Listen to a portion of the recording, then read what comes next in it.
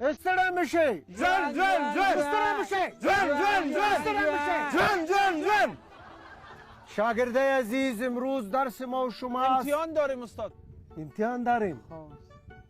امتحان داریم پرچه تانه بکشه.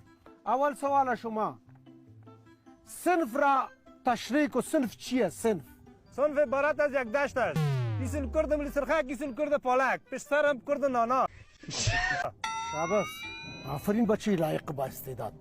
شما پکه را تشریح کو. پکه چیست؟ پکه عبارت از است که در یک دشت بشینی سر به خود شمالک دید. آفرین، بسیار. یک چک. تشکر. درس در کجا خوانده میشه؟ در سر کرده.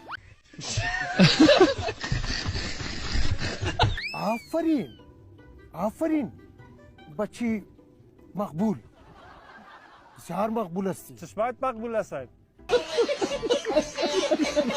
با مقبولی استاد چک.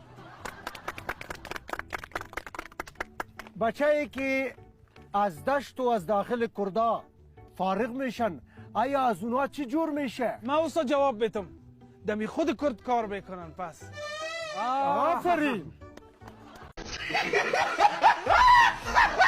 استرام میشه جان جان جان استرام میشه جان جان جان جان جان.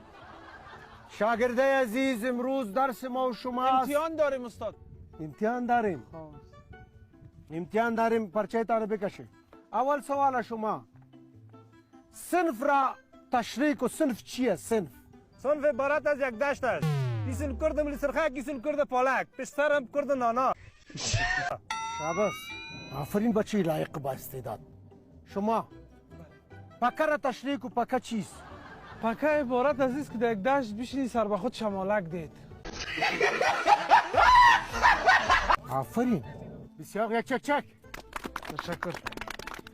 درس در کجا خوانده میشه؟ در سر کرده.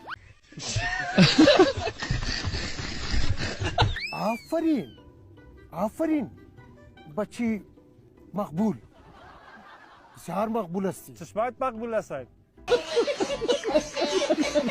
با مقبولی استاد چک. بچه ای که از دشت و از داخل کرده فارغ میشن، آیا از اونها چی جور میشه؟ ما استاد جواب بیتم دمی خود کرد کار بکنن. پس آفرین.